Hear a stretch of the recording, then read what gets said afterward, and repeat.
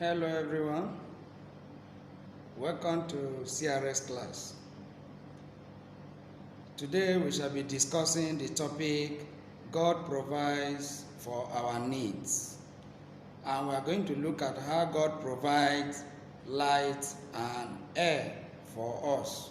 Okay, that is our topic for today. Now, at creation, God created light.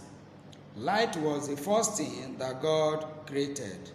God simply said, "Let there be light," and there was light. So light appeared on the surface of the earth. And so God is good for creating light and air for us to make use of. But first of all, let us talk about light. Now, where can we get light from? So we are going to look at sources of light. Sources of light, where we can get light from. I know that many of you are raising your hands to tell me where you can get light from. But we are going to do that at the end of this video. After watching this video, you will add your own answers. Now, we see light from the sun during the day. When you go outside during the day, you will see light.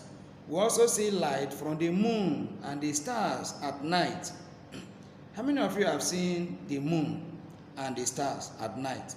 If you haven't, then this night, I want you to tell your mommy or your daddy to take you outside at night so that you can see how the moon and the stars look like. The moon and the stars provide light for us at night, while the sun provides light for us during the day. We can also obtain light by burning our candles, okay? By burning our candles. We can also obtain light from electricity, which you have in your houses. Electricity from the electric bulb, okay? You will see light and everywhere will be bright. Just imagine a situation where AEDC will off their light at night. What will happen? Everywhere will become dark. But once there is light, then we can see clearly, okay? Now, when we talk about air, air is also everywhere. Air is also everywhere. But there is one unique thing about air. We can only feel it, but we cannot see the air. Air can move the leaves of trees and plants, and we can see the leaves and trees with the leaves and plants moving, but we cannot see the air. Now, our standing fan or ceiling fan also blows air, and we feel air when it is hot or cold. That is air for you. Now, what do we use light for? What do we use light for? We are talking about sources. We have talked about sources of light. So now we are going to be talking about uses of light. What we can use light for. Okay, number one, we use light to see, to move, and to walk.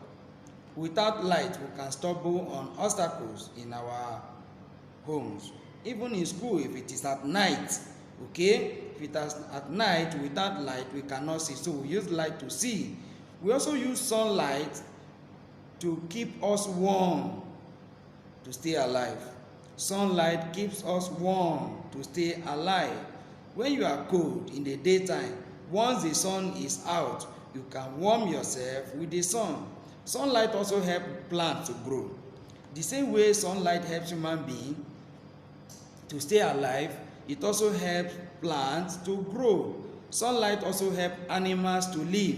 You can see that light is important, not only to human beings, but to plants and animals, okay?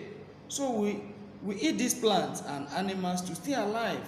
These plants that uses this light to grow, we eat them as food. And so without light, there will be no life on earth. Yes, without light, there will be no life on earth. And so what do we say to God? We say to God, "You are good for giving us light for our everyday use in order to stay alive. Wow, God is a wonderful Father for giving us all these beautiful things for us to stay alive. Now we are going to look at uses of air. What do we use air for? Now, one of the most important uses of air is that we breathe in air to stay alive. We breathe in air to stay alive. Just imagine a situation that there will be no air for even 60 seconds. 60 seconds. Just imagine what will happen. But God is generous enough. As a merciful Father, He has given us this air to breathe in order to stay alive. Animals also breathe in air to stay alive. Yes, not only human beings. Animals too breathe in air to stay alive. Air helps our plant to grow. Yes, the air helps our plants to grow. Birds fly in the air as well. Birds also fly in the air. Air helps us to fly our kites. How many of you have fly your kite before? Do you even know what is kite? Alright, at the end of this video we are going to talk about it. It helps us to fly our kites and blow our balloons that we use to play. Without air, there can be no balloon.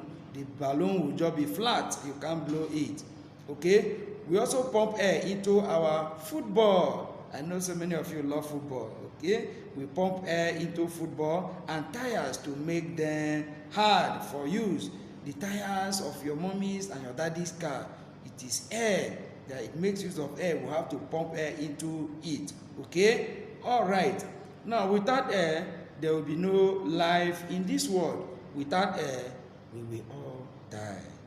But God, in His infinite mercy, as a merciful and kind Father, has given us air so that we can breathe in and breathe out in order to stay alive. So what do we say to God? We say, God, you are good for giving us air for our everyday use in order to stay alive. Now, since God has given us this air, I think it is important as human beings that we should take care of this air. Now, we should not pollute the air, okay? We should not spoil the air that God has given us by polluting it, okay? Burning of bushes pollutes the air. When we burn bush, it pollutes the air. And we should not do anything that will pollute the air. We should preserve the air so that the air will remain fresh for us to breathe in and breathe out in order for us to stay alive. So this morning, we are thanking God so much for giving us these beautiful things that we have discussed, light and air. Now, at the end of this video, you are going to tell me other uses of light and air. I know you are all eager to answer my question. Then I will give you that opportunity after you might have finished watching this video. Have a lovely day.